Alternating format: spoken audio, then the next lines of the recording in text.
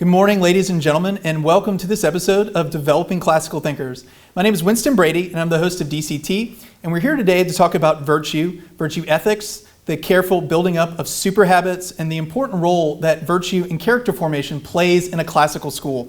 I'm joined here by Andrew Abela, the founding dean of the Busch School of Business and ordinary professor of marketing at the Catholic University of America in Washington, D.C., as well as the author of Super Habits, the Universal System for a Successful Life, and by Robert Luddy, founder of Thales Academy and president of Captivair Systems. And for all intents and purposes, a huge fan of virtue ethics and Dr. Abela's book, Super Habits. So this is a live episode of Developing Classical Thinkers. We have a live audience, and you guys are welcome to pose questions throughout the course of today's conversations. We'll open it up formally for Q&A after our short book discussion with Dr. Abela and with Mr. Luddy about super habits, as well as getting into a little bit of Mr. Luddy's new book entitled Seeking Wisdom. Thank you all both so much for joining me here today. I'm really looking forward to today's conversation. Delight to be with you today, Winston and Dr. Abela. Likewise, very happy to be here. Well, Dr. Abela, can you open up our episode by providing a short description of super habits and your goal in writing the book? What kind of impact do you hope it'll have on readers? So my purpose in writing the book Super Habits was to try to promote the idea, the classical idea of virtue. I worry that for people who aren't familiar with the topic, the word virtue has sort of lost its meaning. They think of it in terms of just virtue signaling, just sort of showing off or pretending that you're good, versus the classical understanding of virtue, which is the virtues are habits of excellence, not just moral habits, but habits of effectiveness. I noticed a lot of enthusiasm for the idea of habits. Best-selling books like Atomic Habits or The Power of Habit. And I wanted to make the point that the virtues are the best habits of all that anyone could have. So when people are interested in developing habits, I want to say, well, these are the ones you want. These aren't just your everyday habits. These are super habits because they are, if you want to flourish as a human being, these are the habits that you should have. Well, what is a super habit, and how would you define a super habit? What exactly makes a habit super in comparison to just a normal routine or behavior? So a super habit versus a regular habit. So a super habit is my word for the word virtue. Just because people misunderstand the word virtue, I wanted to make a point by using that new term, that new phrase, super habit, that a virtue is a super habit. And so the first point from that is that emphasizing that a virtue is a habit. It's not something you're born with. It's something that you develop. We're not born courageous or cowardly or wise or unwise, or disciplined or undisciplined. Each of those are habits that anybody can develop, so that we need to develop through practice, like we would develop through any other habit, like brushing your teeth or wearing a seatbelt. And just in the same way that if you're in the habit of wearing your seatbelt, you don't even think about it when you get in the car, you just put it on.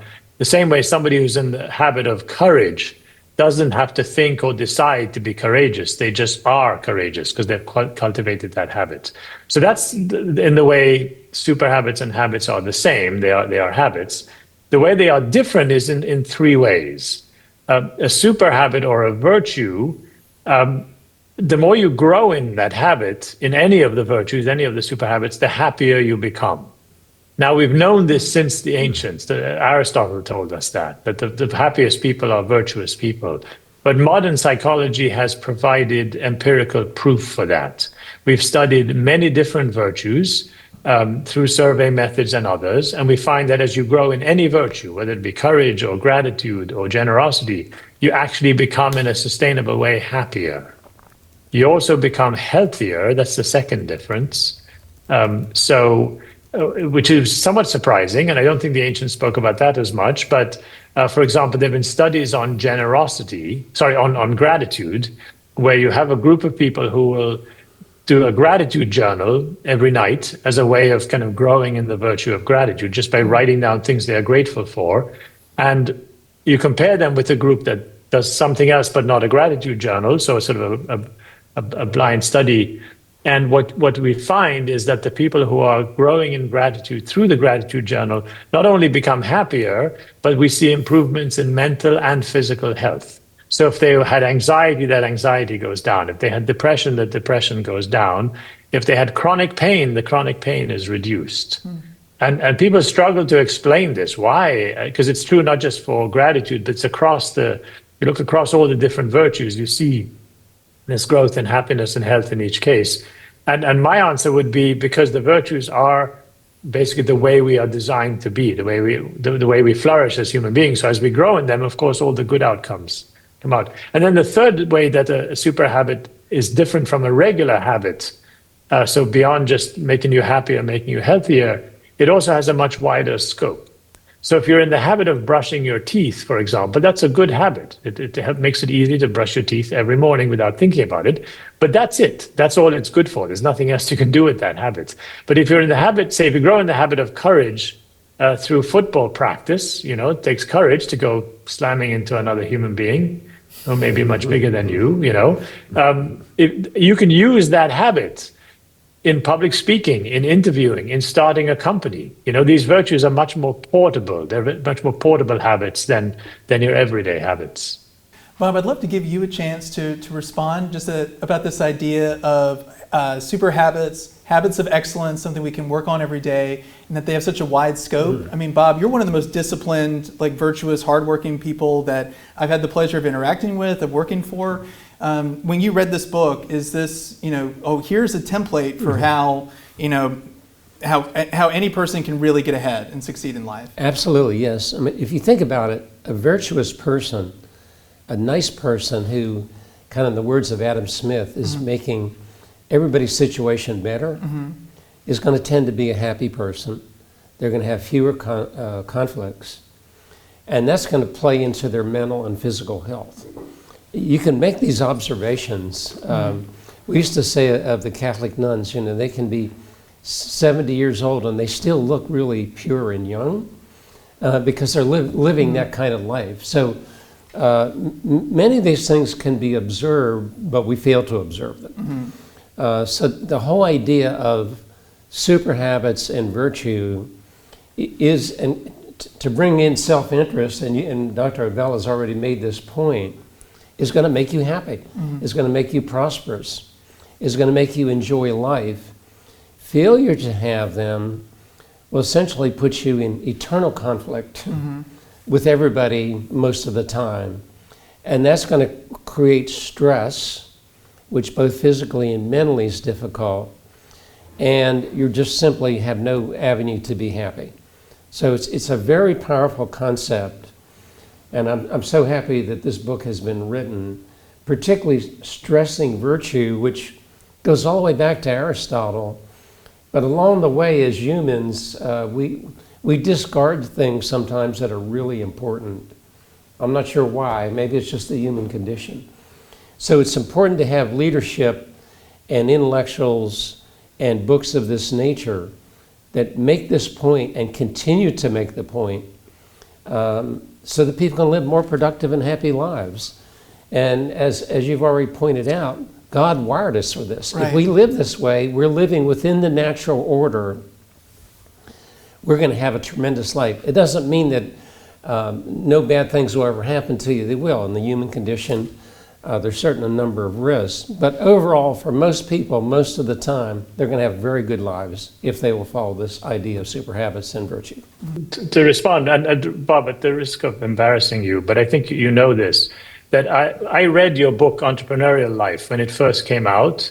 And I've been always a fan of reading the autobiographies of successful entrepreneurs. Because as the dean of a business school, I want to, especially Catholic entrepreneurs, so as the dean of a Catholic business school, I want to know kind of what are the secrets of being a successful entrepreneur. So we pass those on to our students. And it was actually while reading your book, Bob, that I had the thought that there must be some sort of deeper set of habits that underlie these different stories, these different lives.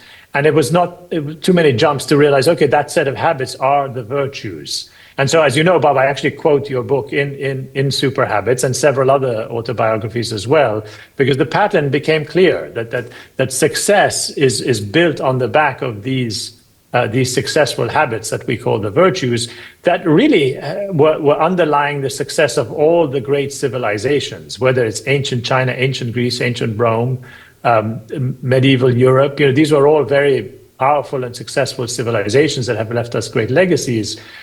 Why we lost that, Bob, I think it's a long and complicated story, but the essence of it, as best I can understand, is with the fragmentation of Christianity after the Reformation, people started to disagree about which were virtues and which weren't.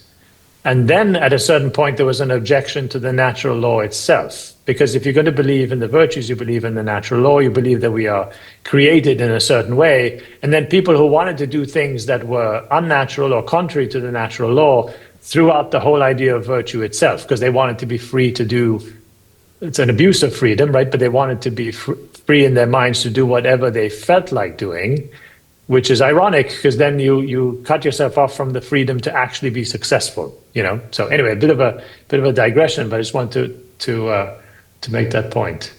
It's maybe supreme hubris or arrogance that modern man says, I know more than God, I know more than any man that ever lived, and I'm going to redefine the world, which is it's pretty stupid if you think about it.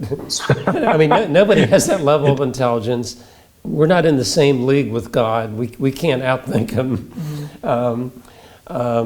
So it's delusional, but we see that occur over and over within the human condition over 2,500 years. I mean, it's almost just going back to the garden, being like God, knowing good and evil, and the subtext is being able to decide for yourself what's good and what's evil. And so many things out there put on the mask of goodness, but at their core, they're really terrible for you. I should bring it up. I mean, that's why we study classic education, to say, evidently Aristotle and Socrates and other individuals, Aquinas, knew a lot about life and humanity. And we better begin by understanding what they had to tell us and then follow through 2,500 years of history, how that played out. Dr. Abela, if we could continue that thread, in reading Entrepreneurial Life, what virtues came out at you from Bob's life, Bob's founding of Captive Air? The ones that come to mind are hard work and thrift, which are two that could not be less popular today, but are incredibly important. Working hard and saving your money. Those are the last two things that the average 20-something really wants to hear as the pathway to success.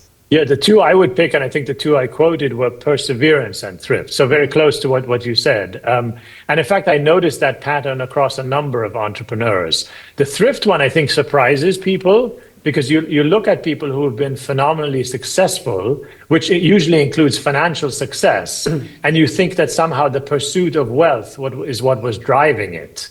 But that doesn't seem to be the case. The most successful entrepreneurs are among the most thrifty. Because if you're not thrifty, if you're not careful with your money, you waste it, and then you don't put your capital to best use, right? So to be thrifty is basically to demand that your capital work well, that it not be wasted, and that, a big part of that is to be. So thrift, according to Aquinas, is one of the disciplines, the 15 disciplines of self-discipline. So one of the 15 virtues that make up the cardinal virtue of self-discipline, or what we classically call temperance. But now people think of temperance as just to do with alcohol, but really it's across all 15 domains of self-discipline. So thrift was one. The other one is perseverance, which according to Aquinas is part of the cardinal virtue of courage. So it is a type of courage.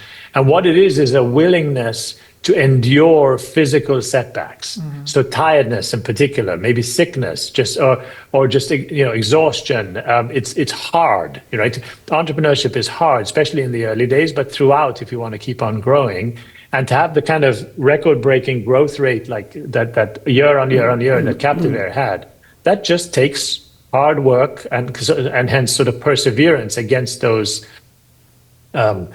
challenges. Associated to that is the virtue of resilience, which Aquinas says is the virtue for enduring mental suffering. So if perseverance is for physical suffering, perseverance is for mental suffering. So anxiety, bad mood, depression, fears that kind of plague you. The virtue of resilience says is the habit of moving forward despite those. None of us can control our fears. The fears will come. They're emotions. Emotions just happen. But what we do control is what we do in response to them. And the right response is to take a feeling of fear or anxiety and treat it as a challenge. And say, okay, this feeling is challenging me. Let me think carefully about the situation that is provoking that feeling. And then if it seems rational to move forward, I'll just move forward despite the feeling. And then each time you do that, you build that virtue of in this case, resilience, and it gets stronger and easier to do it next time. Yeah, setbacks should lead to new energy, new ideas, and a stronger move forward.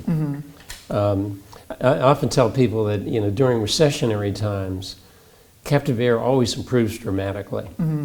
So we don't look for recessions. we don't hope for setbacks. But over the course of 49 years, they've always helped us. I might bring up another thing that you emphasize, thrift. Captive air was started with no real capital, which any B school you went to would certainly not recommend that, and I'm not recommending it. But what it did, it created thrift, resourcefulness, which still exists in the company today, 49 years later.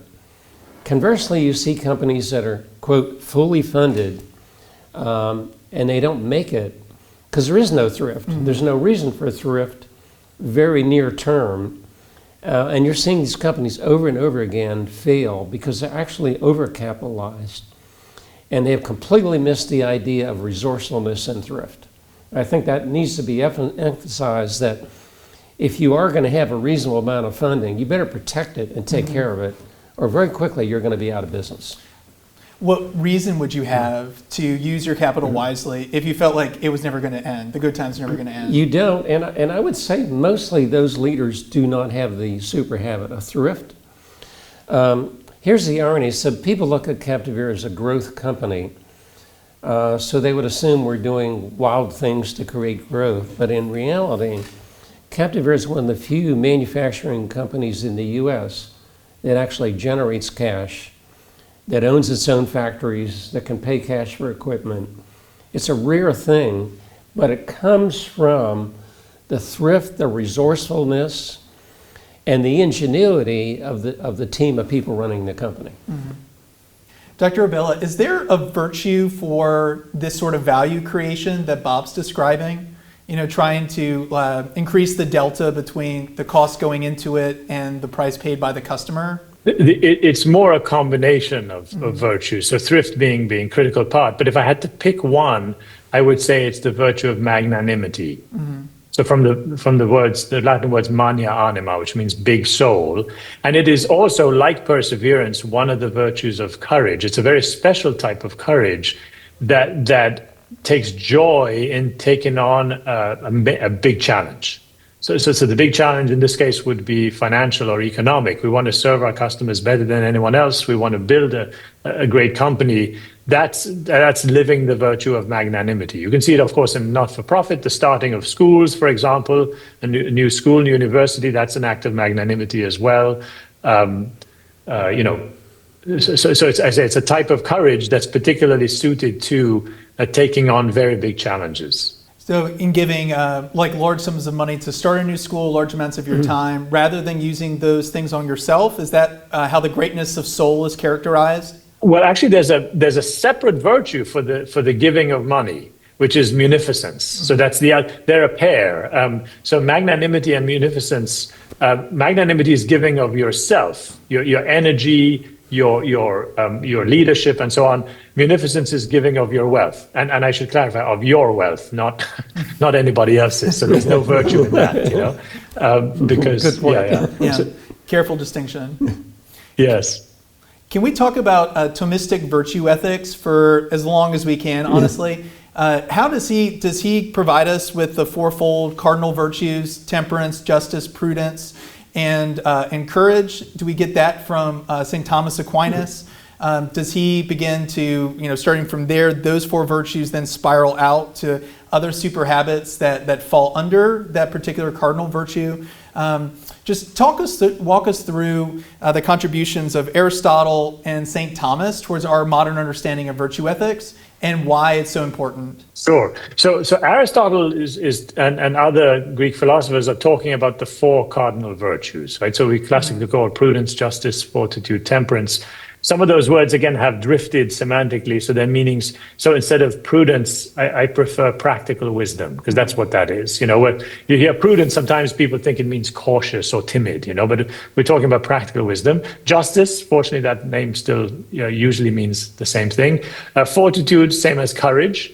And then temperance, I mentioned before, self-discipline. So practical wisdom, justice, courage, and self-discipline, the four cardinal virtues. What Aquinas does for us is two magnificent things. The first thing he does is explain why those four. He asks most people who are familiar with the four cardinal virtues, well, why are those four the cardinal ones? And most people go, I don't know, because the ancients said so. Aquinas points out that those four cover pretty much every aspect of our everyday lives in the following way. He observes that, aside from our sort of spiritual lives and our intellectual lives, just talking about our practical everyday living, he said, in effect, what occupies us, and this is my paraphrase of Aquinas, are our thoughts, our actions, and our feelings. So cognitive, behavioral, affective is how the psychologists would say it. But our thoughts, actions, feelings, that pretty much covers everything going on in your life every day, right? There's nothing else other than that. And then he makes a further observation that our feelings can be divided into two kinds. Feelings that attract us to things or people, so our desires, and then feelings that repel us, which would be our fears, anxieties, and so on.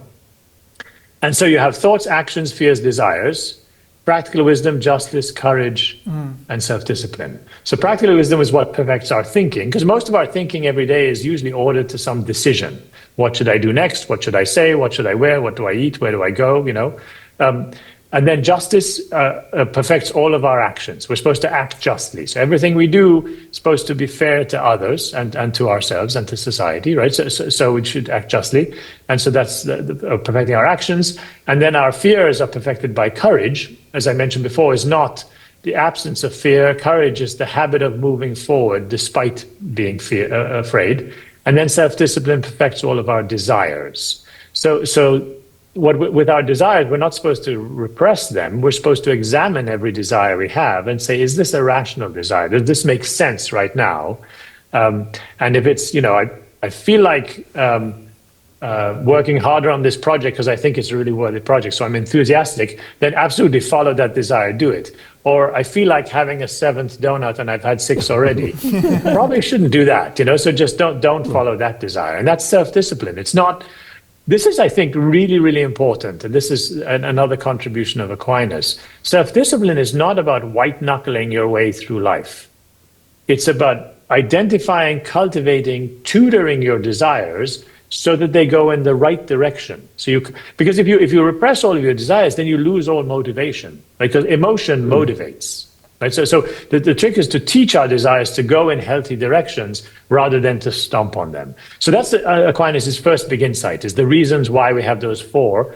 And then the second big insight is he shows how each of those four has several allied or partial kind of different names, but they're all virtues as well. So I mentioned for self-discipline, there are 15 different virtues that make up self-discipline. So there's thrift for our desires for wealth, right? That helps us. There's restraint for our desires to do impulsive things. There's humility for our desires to do great things, and so on.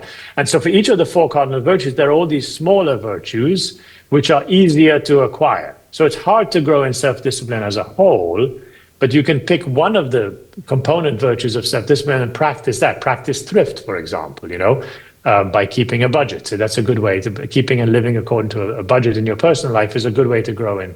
Thrift. So you pick a small thing. I call it sometimes the bite-sized approach to growing in virtue. Pick a little bite-sized thing you can do every day until that becomes part of you, and then you take another bite, and then you've built a lifelong habit of growth in virtue. That's such a powerful outline for growing in virtue and self-control and honestly just human happiness. Have you found a lot of success doing that in your own life? Like perhaps keeping a gratitude journal Just in the age that we live in, there's so much instant gratification, short attention spans. Like virtually anything I want, I can order it off of Amazon, and it might be here like today. And if it's not, I might get upset. There's typically not a desire that the culture says I shouldn't have right now. I'm entitled to right now. How can we, in contrast to that, cultivate habits that aim at long-term flourishing? Yeah, so the very first chapter in my book is the chapter on restraint, because I think that's a really good sort of on-ramp to the life of virtue, growing in restraint. And there's actually a lot of contemporary psychological research on restraint, and it really exemplifies what I was saying before about virtues having a wide scope. So if you practice restraint in any aspect of your life, it makes you a more restrained person. And so I'll just give you some funny ways that people do it. So one way to grow in restraint is if you have a verbal tick, like saying like a lot, when you don't actually mean like, it's just like, I speak like, so young people tend to do that. If you practice for an hour a day, I'm not going to say like, except when it actually means similar to, and if you have, especially if it's a time when you have a friend nearby who can catch you out every time you say it. So that would be one way. Or if you practice, so whenever you see something on Amazon that you like and you want to buy it, you say, okay, I'm going to just put it on a wish list instead and come back to it tomorrow. Or even I'm going to count to 10. That's a very effective. So whatever way you choose to practice the virtue of restraint, pick one small thing, do it every day. And after a while, that will become habit and it'll just make you more restrained overall. Another one I like, and this is one where, by the grace of God, I have grown a lot. I used to be one of those people who was very undisciplined in the sense of I would do things when I felt like doing them, which usually meant, big panic at a deadline. Opposed to that is the virtue of orderliness, which is being in the habit of doing things at the right time in the right places. So now I'm in the habit of, I don't have a to-do list anymore. Everything I need to do is in my calendar. So when I know I yes to something, I will estimate the amount of time and break it up into pieces if I need to, and I put those pieces in my calendar. And when that day comes up and that time comes up, I know what I'm doing. I'm in the habit of doing that. One small change that was actually sticking with me that I didn't realize was being unproductive is I had a habit of rolling out of bed in the morning as soon as the alarm went off, and I used my phone for an alarm. Pick up the phone, turn off the alarm, check email, check my text, see what crises have happened since I went to bed that I can start working on right now. It's not actually the best and most effective way to start your day. So fairly recently, a couple of months ago, I made a point of using the Grow Virtue app, which we can talk about later. That's for helping people grow in super habits. Using that app to remind me as soon as I get out of bed, I want to pray, exercise, shower, then I'll look at my email. And so the first few days it was hard. It was want to go back to that phone. The phone's very attractive, enticing. But now it's a habit. I get out of bed, exercise, pray, shower, then I look at my phone and check out emails and so on. And now it's easy because it's become a habit in 2 months or less. I think a good follow-up on this, in the book Father and Son and Company, there's a comment about T.J. Watson, who was the founder of IBM. And one of the things he did, this is before we had electronic calendars, when he came to work every day, he had a yellow pad with him, and he had a list of and they used the term 3 to 5 to 7 things that he was going to accomplish that day. That was every single day. And that was his priority. So in the book, they talked about people would come from out of town, they wanted to visit him. He would say to his son and to other senior managers, only after I complete the tasks that must be done today, because you're adding on new tasks, that's fine, but they're not going to take a higher priority. So the idea that you've just presented, instead of a to-do list, it's embedded in your calendar. And to the best of your ability, you're going to complete that task on that given day. It really simplifies life. It really does, and it helps me to say no to things that would be lower priority. Yeah. So I get invited a lot, as you know, to speak at different places. And so I've taken, I would, in the past, I would look at my calendar, go, I'm free on that day. Okay, I'll come. But that doesn't mean that when that day comes, that that particular talk would have been my highest priority. So what I do now, by blocking all of these spaces, I block not only the talks, but the time I need to prepare for them and all of my other work. So when I look at my calendar for the next 18 months, it's pretty full. So it forces me to be very discriminating when anybody tries to give me a new project or propose some new thing to do. I go, okay, well, would that knock out some of my existing priorities? Otherwise, I'm going to have to say no. It's important to sort of prioritize, which is a separate virtue itself that comes out of the virtue of practical wisdom then. Yeah, Thomas Sowell has a really good comment, and he says that every decision we make essentially is a trade-off. Mm-hmm. So if you're given all these invitations and things to do, you have to bring them into context of your life. What's most important? And you do the most important things, and then you could consider other things. And that takes some discipline. It takes some good habits. Yeah, the virtue of orderliness is exactly. I had a German friend who was an ambassador, and he said, look, in any given day, I'm only going to do one public thing. Mm-hmm. Because I have a job to do, and I'm not going to do 2 or 3. I just have to pick the one, and that's all I'm doing. And I thought, see, it makes sense. He's prioritizing the work that's assigned to him, and then he's outreaching to do other things if possible. It's a wonderful habit that you've just described, Dr. Abela, like blocking off that sort of time on your calendar. If I have like a public speaking opportunity, I typically, the most valuable time that I have is in the morning before work starts, before my kids get up. And so that public speaking opportunity might eat up all of that available time. Whereas you're really taking control of the time needed to put together a good speech, good lecture, a good talk, and then allocating it effectively rather than allowing whatever public speaking moment it is to consume all of the valuable time that you've got leading up to it. And that's really what virtue is all about. It's about making small incremental improvements, but also taking control of your life for the better so you don't miss out on all the other good opportunities that are coming your way. I'd love to ask both of you, about your writing process, particularly for this book. I think that's a wonderful way to showcase like virtue in action. But what did your writing process look like when it came to super habits and seeking wisdom, Bob? Did you write in like a quiet space? Was it mornings? Was it evenings? Did you prefer a noisy coffee shop? Like, did you have to be surrounded by people? What did the writing process look like in order to get this relatively large project, from beginning to end? For me, it's about being alone so that you can think through this. I have a good friend, Dr. Richard Vedder from Ohio University, and he's a prolific book writer. And one of the things he told me a while back is, you have to make the commitment to write every day. Mm-hmm. So to the best of my ability, I would write consistently. And obviously there's days that you do miss. And then if there's a Saturday where I can get 2 hours or 3 hours, you have more concentrated time. But the consistency is important. Mm-hmm. And then toward the end of the book, I tend to let it marinate a little bit, maybe for a month or two, to come back, and then you reread it. And Charles Krathheimer made this comment about his own writing, and you say, who wrote this book? and you make corrections because you've had more time to think about it. You're rereading it, even though you've written it, you're rereading what you wrote, and your perspective improves over time. So that's the basic process. And Dr. Abela? I couldn't agree more with the idea of committing to write every day. There's an old, like from ancient Rome, Latin saying, nulle die sine linea, never a day without a line.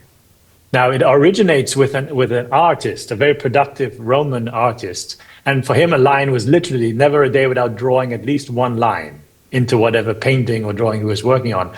But it's been adapted to mean a line of text as well.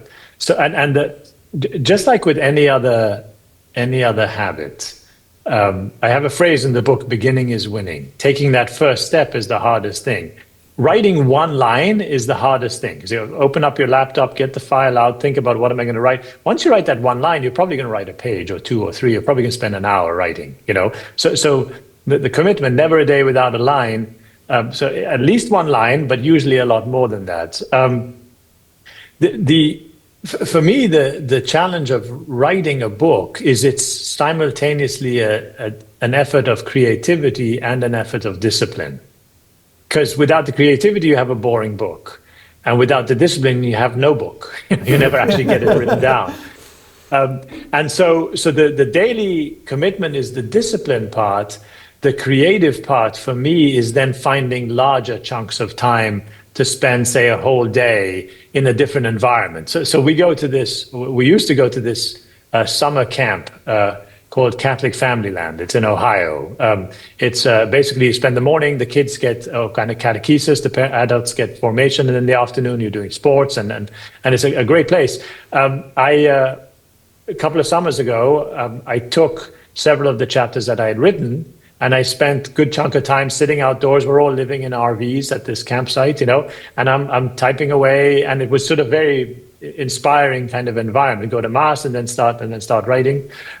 Towards the end of the book, I was looking for another chunk of time, and I remembered that the provost of Ave Maria University down in Florida had said to me they had a condo, the university had a condo that they would lend out to friends of the university, and said, if you ever need a place to go for a week and hide, and finish a book. And I thought, it's exactly what we need, And so we had this is all credit to my wife here. We had a week where my wife and I were scheduled to go down to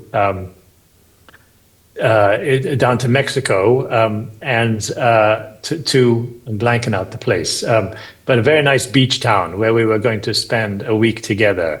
And she said, how about we give up that vacation and we go down to Florida instead, and you finish the book. God bless her. So we did that, and we canceled our vacation, and we went down, and we spent the first day, was a Sunday, so we went to mass, and we drove out to the beach at Naples, spent the day walking the beach. And talking through, I was stuck. There was a place in the book where I was just stuck. I didn't see how I was going to put it all together. So I spent the day, and we figured we solved that problem just by walking up and down the beach. Mm-hmm. Then we spent the next several days in the condo, which was right on the piazza there, overlooking the church. So we could go out to mass each morning, come back, and then I would write and print out, and Kathleen would edit mercilessly, and then back again. And we got the book pretty much done by the end of that week. So more detail than you wanted, perhaps, but there's some insight there. So that's a terrific story. And you obviously made the commitment, and you did it in a proper way, and the outcome was amazing. Mm-hmm. And you had your editor with you, which was terrific. Yeah, you did it in the context of your marriage, right? I mean, this was a project that both of you guys were working on and contributing to. Like, what an inspiring testimony. And we're getting some questions in. A lot of them are about the publishing process. So I'll ask this, and I think there's an interesting follow-up question here, and I'd love to hear your insights to this. But when it comes to writing and finishing the book, what are your suggestions for publishing it, the step-by-step process, just after writing it and sharing it with the world? My sub-question honestly has to do with handling failure, because in the publishing world, it's so incredibly difficult to get your book out there. It could be a very good book, but you may not have like a good, a platform for which to promote it. Who knows? There's any number of reasons why, like a book, after it gets finished, there's no step-by-step process necessarily for getting it out there in the world. Good steps to take, but advice, Dr. Abela, on finding a good publisher, someone to support your work that believes in your mission as much as you believe in the mission of the publishing house. Sophia Institute, I know, is a really good, reputable publisher. But also maybe just dealing with failure, because I feel like those are lessons that students especially need to learn. Like, what do you do when things don't go your way? Yeah, fortunately, I read many, many years ago a book about publishing articles. Mm-hmm. And the book suggested expect to be rejected on average 12 times on every article that you write. And I don't know where that statistic came from, but it was just a useful way to think about it. And so I've published 3 books right now. First one was rejected multiple times. Second was taken up right away because I think I picked the right niche publisher. And Super Habits was rejected multiple times as well. And the rejections were really irritating. So in the book, I point out that Aquinas basically gives us this beautiful set of virtues as the graphic, which you have seen, which comes with the book, of 50 different virtues. And the publishers will come back and go, 50 is too many. Couldn't you cut it down to 12 or something like that? It's like, what? I know better than Aquinas? You know better? So that was really annoying. It's like, no, that's useless feedback. I'm not going to do that, until finally I found a publisher with the wisdom to find it. Now, I'm not sure how helpful this advice will be, but both my first and my third book found their happy homes with publishers through friends. So friends who had already been published.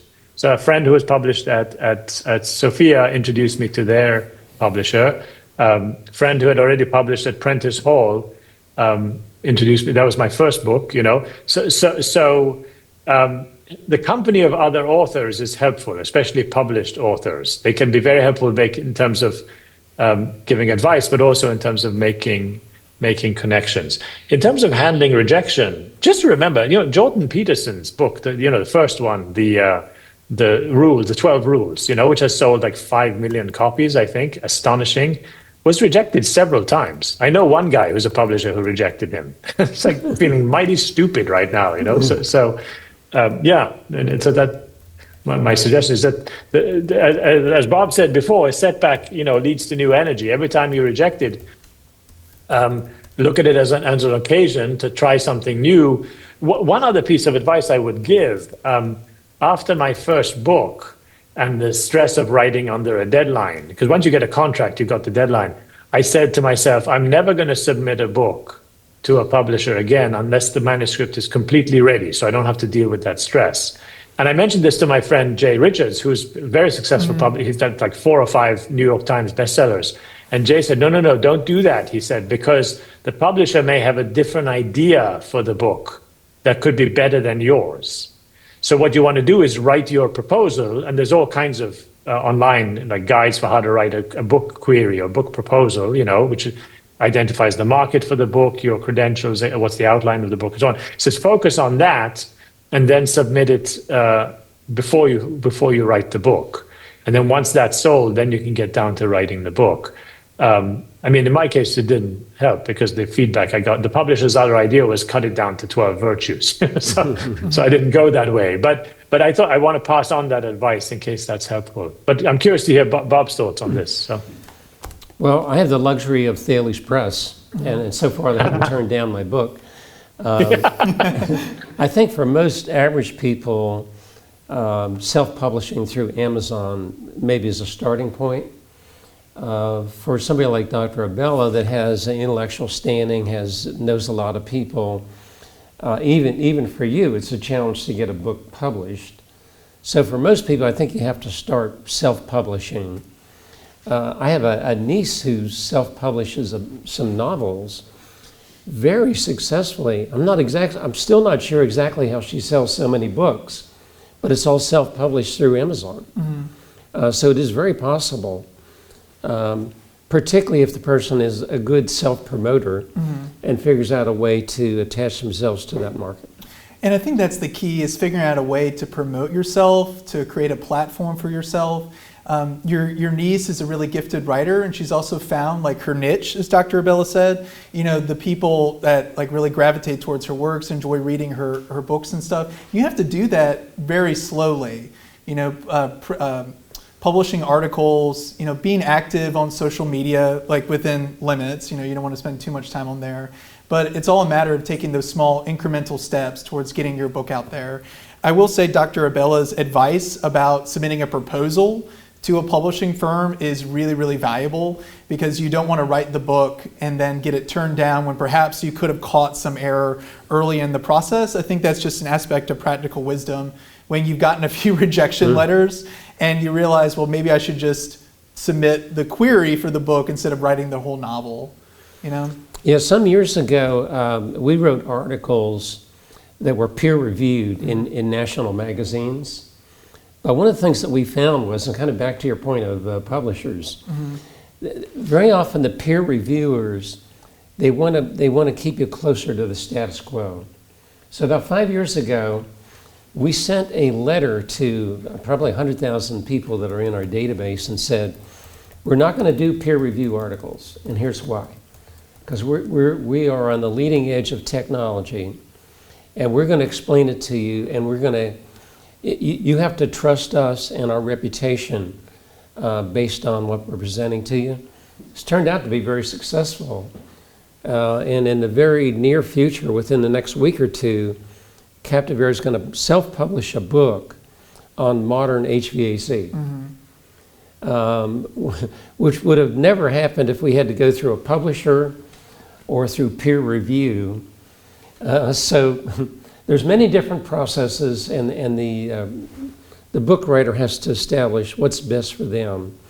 Captive Air tends to be bold, so sometimes we move past the current ways of doing things, which has largely worked for us. It's a brilliant idea for a book. I mean, it's the one invention that makes it possible to live in a state like North Carolina and Washington D.C. Year round. I mean, it's incredible. If you look at like the history of like cities like Houston and Miami, like they really began to take off with what? HVAC and air conditioning. Yeah, our opening premise is, what is the purpose of building? The purpose is to put people inside so they will be comfortable and they can do their work. Okay, so let's create a good environment for those individuals. Yeah, it's incredible.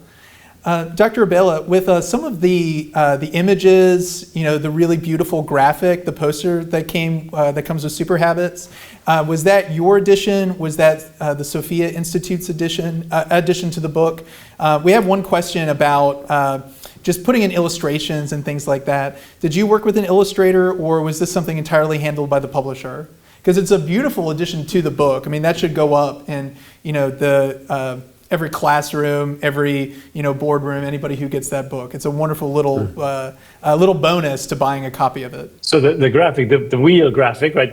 I call the anatomy of virtue. So it takes St. Thomas's logic about the virtues and puts them into visual form in a big circular diagram. I drew that myself, just kind of freehand on an iPad, because it's a bunch of concentric circles. And the nice thing about the iPad is you can take a circle and then repeat it. I can't draw circles that well freehand. Then sort of wrote everything in and did many iterations of that. But then I had a friend, a graphic designer that I've used over the years, and had him then take the whole thing and make it beautiful. Two of my daughters came up with the color scheme, which I thought they did a really good job there. And then, so I just... this book and my first book also had a bunch of illustrations. I produced all of the illustrations myself. I'm very picky about what visuals should look like. I have my own kind of sense of design. I don't like wasteful embellishment. I think that when you're communicating, you should be thrifty with what you put in front of people. That everything in front of them should be communicating, not just to make it look pretty, And so I had the design complete. I gave it to Sophia, and it was part of my contract that they would include it as a fold-out poster. And they did a great job with that. It's a huge poster that's folded in the back of the book. So I kept control over all the graphics. I thought that was for this particular graphic and my previous book as well. So. That's an incredible accomplishment. Normally, it's so hard to find illustrators, people that get your work and can contribute to it in a way that you're kind of like, Galileo was a great illustrator. I mean, that's certainly like a very nice skill to add to your skill set. So my dad and my brother are both very proficient, very successful painters. They both sell a lot of their paintings. I didn't get that gene, but I'm pretty good with graphs and charts and PowerPoints. Well, that's good to know. Well, we're coming to the end of our book club, our book study, our look at super habits and seeking wisdom. Dr. Abela, maybe we can end with you and Mr. Luddy giving just kind of an overview of where people can find your book if they wanted to read Super Habits and Seeking Wisdom. Can you let us know where we can find both Super Habits, but also some of your other work, at the Catholic University of America and other publishers that publish your work? Sure. So the book Super Habits, available on Amazon, Barnes & Noble, wherever good books are sold, or directly from the publisher, Sophia Institute Press. So my day job, as you know, is Dean of the Busch School of Business. And so business.catholic.edu is where you would find us, and a terrific undergraduate business education. For more reading on the super habits, or to download a copy of the diagram that we're talking about for free, my Substack is superhabit.substack.com. Superhabit is singular, not plural, unlike the book. And then I'm on LinkedIn often as well, and so both with updates from Catholic University and with updates about the virtues.